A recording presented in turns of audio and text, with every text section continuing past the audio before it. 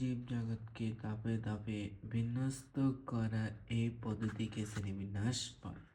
শ্রেণীবিন্যাস কাকে বলে সেটা দিয়ে এই প্রশ্নটার উত্তর দেওয়া সম্ভব। তোমরা পারবে ইচ্ছে করলে। এই তো দেখছো, আমি আবার এই প্রশ্নটার উত্তর পড়ছি। জীব জগৎকে ধাপে ধাপে বিন্যস্ত করার এই পদ্ধতিকে শ্রেণীবিন্যাস বলে। তোমরা পেজ উত্তর। এরপরের লাইনে রয়েছে প্রয়োজনের তাগিদে বর্তমান জীববিজ্ঞানে একটি স্বতন্ত্র শাখা গড়ে উঠেছে, এর নাম শ্রেণীবিন্যাসবিদ্যা।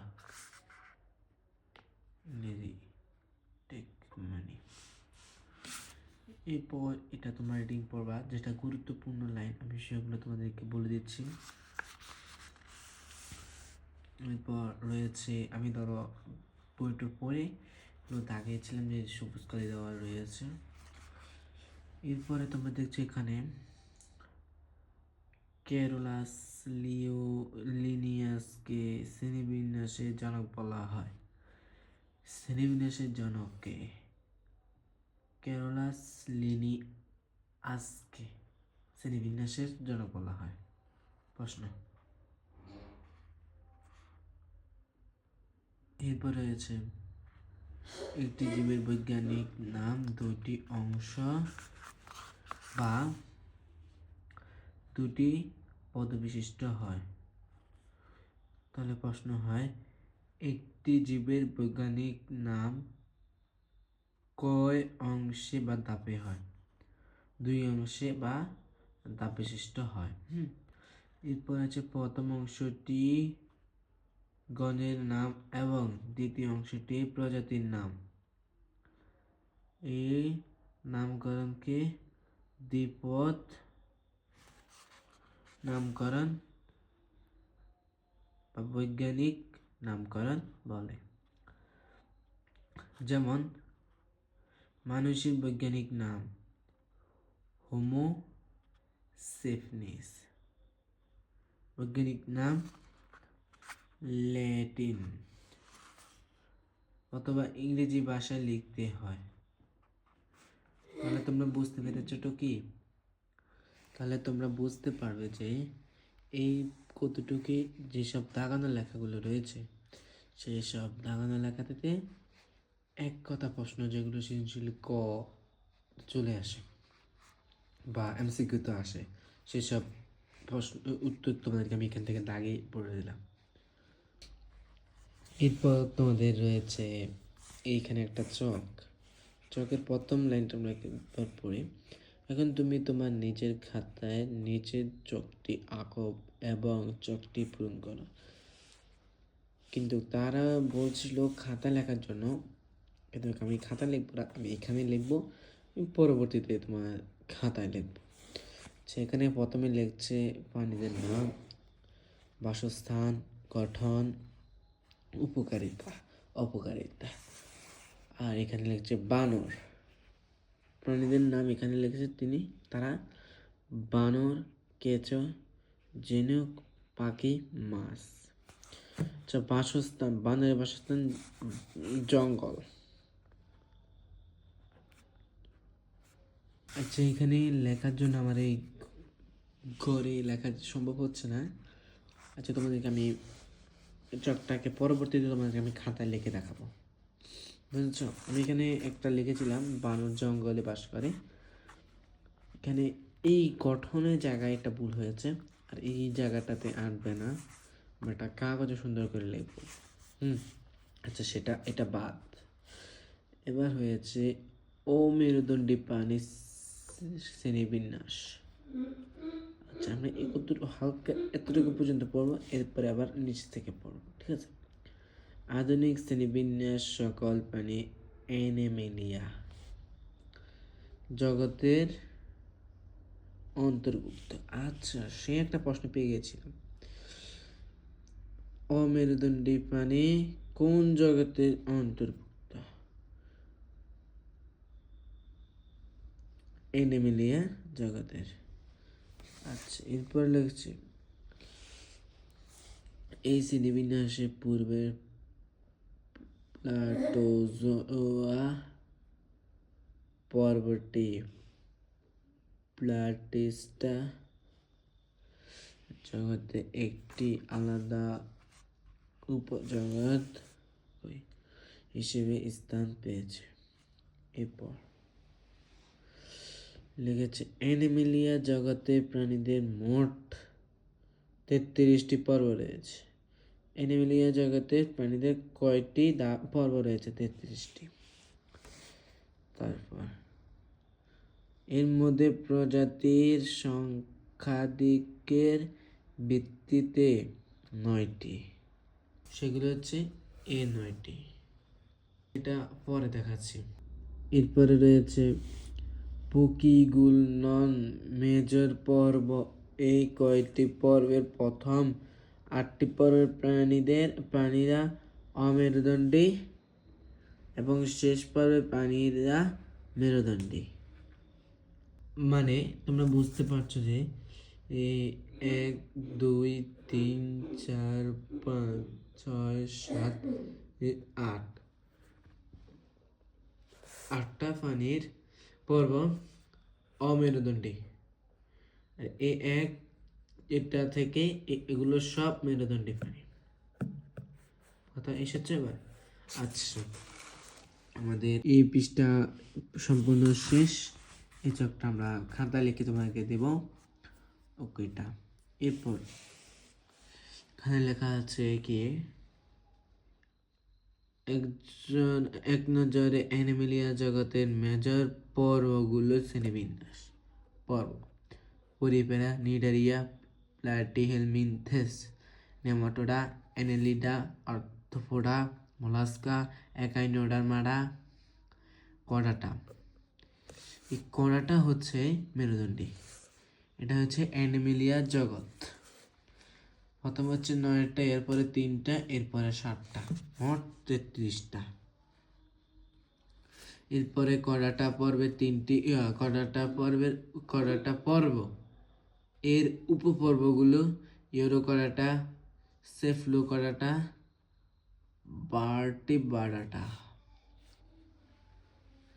ভার্টিব্রাটার শ্রেণী। সাইক্লোস্টোমাটা, কন্ডিকথিস, অস্টেকথিস, উভচর, সরীসৃপ, পক্ষীকুল, স্তন্যপায়ী। এই পুরো অ্যানিমেলিয়া জগৎ অষ্টম শ্রেণীর সকলের মুখস্থ থাকতে হবে, এটা তোমাদের সব সময় কাজে লাগবে। আচ্ছা, এরপরে আসলো পরিপেরা।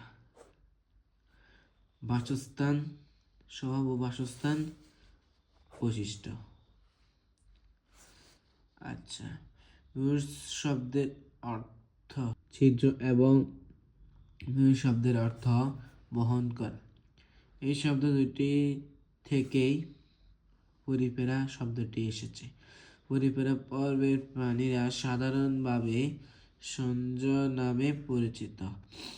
পৃথিবীর সর্বত্রই এদের পাওয়া যায়। এদের অধিকাংশ প্রজাতি সামুদ্রিক, তবে কিছু কিছু প্রাণী স্বাদু পানিতে বাস করে।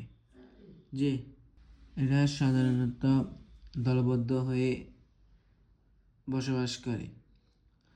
প্রশ্ন আসতে পারে, পরিপেরা পর্বের প্রাণীদের স্বভাব বাসস্থান সংক্ষেপে লিখো বা লেখো, স্বভাব বাসস্থান লিখো।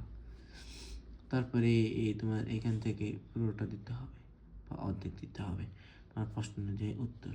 এরপরে যদি বলি পরিপেরা পর্বের সাধারণ বৈশিষ্ট্য লিখা, তাহলে লিখতে হবে সরলতম বহুকোষী প্রাণী। বহুকোষী হলো এরা টিস্যু গঠন করে না। দেহ প্রাচীর অসংখ্য ছিদ্রযুক্ত। এই ছিদ্রপথে প্রাণীর সাথে অক্সিজেন ও খাদ্যবস্তু প্রবেশ করে। কোনো পিত্তিক সুগঠিত কলা, অঙ্গ ও তন্ত্র থাকে না। এই তিনটা দিয়ে দিবা। এরপরে এখানে একটা চিত্র দিয়ে দিয়েছে তারা পরিপেরা পর্বে। আচ্ছা, এরপরে রয়েছে নিডারিয়া। আচ্ছা, এটার এই কতটুকু এখান থেকে না, এই তো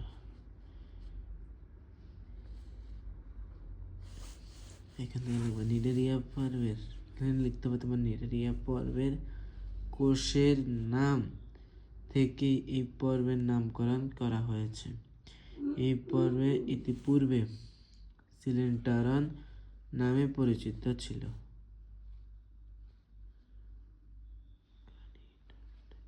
এরপরে স্বভাব ও বাসস্থান তোমরা লিখে দিবে। পৃথিবী এর প্রায় সকল অঞ্চলে পাওয়া যায়। এদের অধিকাংশ সামুদ্রিক প্রজাতি, আবার কিছু প্রজাতি আছে স্বাদু প্রাণী। তবে অনেক প্রজাতি খাল, বিল, নদী, ঝর্ণা মানে স্বাদু পানিতে বসবাস করে। এদের আবৃত্তি এইগুলো লিখে দিবা। এরপরে পরিপেরা পর্বের সাধারণ যদি বৈশিষ্ট্য লেখে, তাহলে এই বৈশিষ্ট্যগুলো দিয়ে দিবা। দেহে দুইটি বিনীয় কোষ স্তর দ্বারা গঠিত। দেহের বাইরে দিকের স্তরটি এক্টোডার্ম এবং ভেতরের স্তরটি এন্ডোডার্ম। এগুলো দিয়ে দিবা। আচ্ছা, আমি সংক্ষেপে বলে দিচ্ছি এখন তোমাদেরকে। এরপরে আছে প্লাটিহেলমিনথেস বাসস্থান। প্লাটি শব্দের অর্থ চ্যাপ্টা এবং হেলমিনথেস শব্দের অর্থ কিমি। চ্যাপ্টা কিমি দুটোর অর্থ মিস করলে। এই শব্দ দুইটি থেকে প্লাটিহেলমিনথেস শব্দটি এসেছে। এই পর্বে এদের জীবনযাত্রা বেশ বৈচিত্র্যময়। এই পর্বের বহু প্রজাতি বহিঃপরজীবী ও অন্তঃপরজীবী হিসেবে অন্য জীবদেহে বাইরে বা ভিতরে বসবাস করে। তোমরা এটা দিয়ে দিবা পুরোটা, তোমাদেরকে দেখা দিয়েছি। এরপর যদি বলে প্লাটিহেলমিনথেস পর্বের সাধারণ বৈশিষ্ট্য লিখে তোমরা লিখবা দেহ চ্যাপ্টা, উভলিঙ্গ, বহিঃপরজীবী বা অন্তঃপরজীবী। দেহ পুরো কিউটিকল দ্বারা আবৃত। দেহ চোষক ও আন্টা থাকে। দেহ, শিখা অঙ্গ নামে বিশেষ অঙ্গ থাকে, এগুলো রেচন অঙ্গ হিসেবে কাজ করে। এগুলো দিবা সবগুলো যে বৈশিষ্ট্য চায়। এরপরে আছে নেমাটোডা। আজকে নেমাটোডা পর্যন্ত আমি তোমাদেরকে বলে দেব।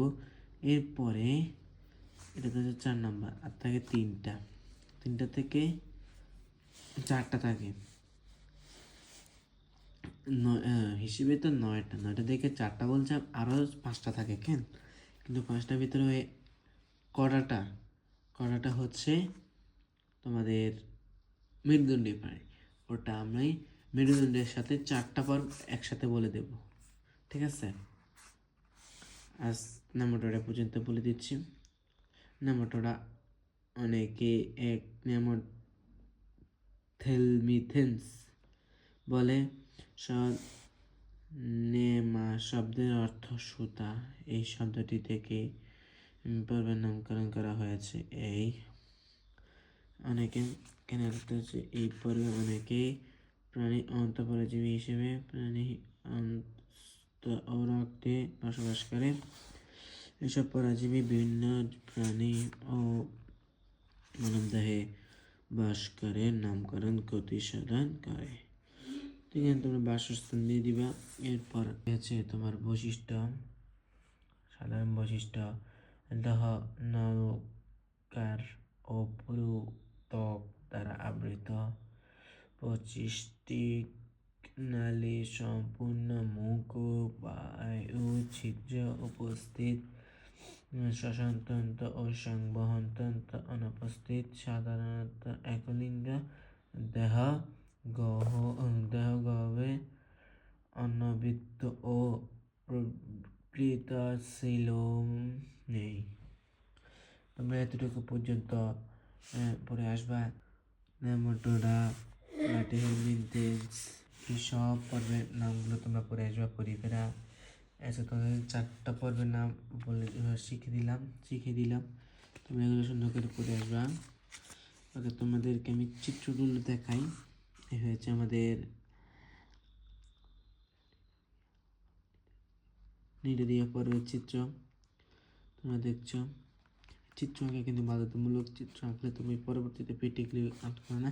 হচ্ছে কিমি, এটা হচ্ছে কিমি, এটা হচ্ছে পৃথক কিমি, এটা হচ্ছে আমাদের এটা ভুল বলে ফেলেছি। এটা হয়েছে যকৃত কৃমি, আর এটা হচ্ছে পৃথক কৃমি।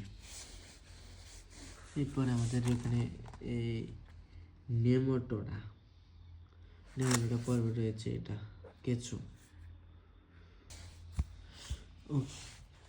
ওকে, আমার অষ্টম শ্রেণীর প্রিয় ছাত্র ভাই বোনদের, আজ আর নয়, আজ তোমাদেরকে আমি এই পর্বের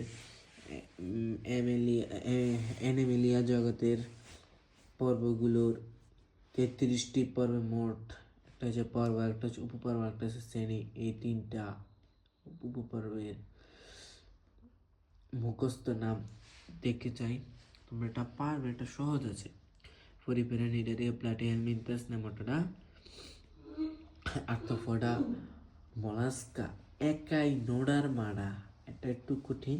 আচ্ছা, একাই একদম ভাঙি পড়তে পারলে তুমি তার সহজ। এটা একদম শেষ, এটা যেটা একাই নোডার মাটা, সুন্দর তুমি বানান করে পড়তে পারবে কড়াটা।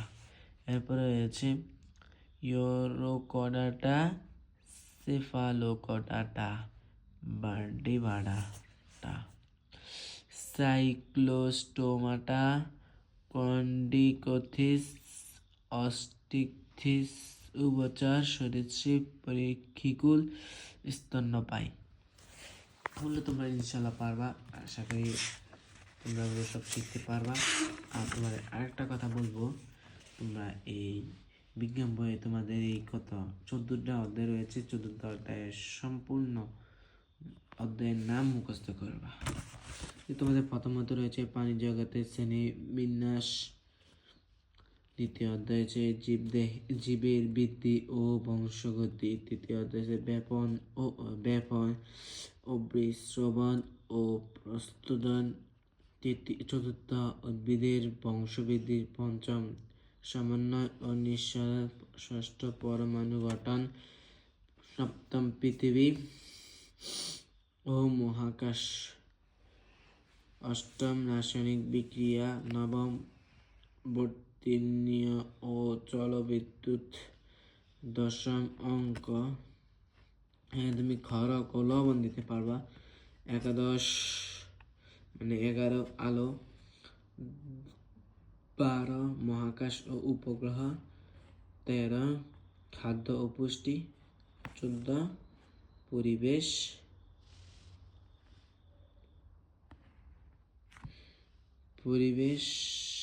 এবং বাস্তুতন্ত্র। এই সব তোমরা মুখস্থ করে পারবা ইনশাল্লাহ। আশা করি আমি তোমাদের উপরে বিশ্বাস রয়েছে এই অষ্টম শ্রেণী বইটা। আর সকলে ভুলে যাবা না ভিডিওটি দেখে সাবস্ক্রাইব এবং লাইক কমেন্ট শেয়ার করে দিবা। বেশি বেশি লাইক কমেন্ট শেয়ার করবা, ভিডিওগুলো সব কিছু দেখবা।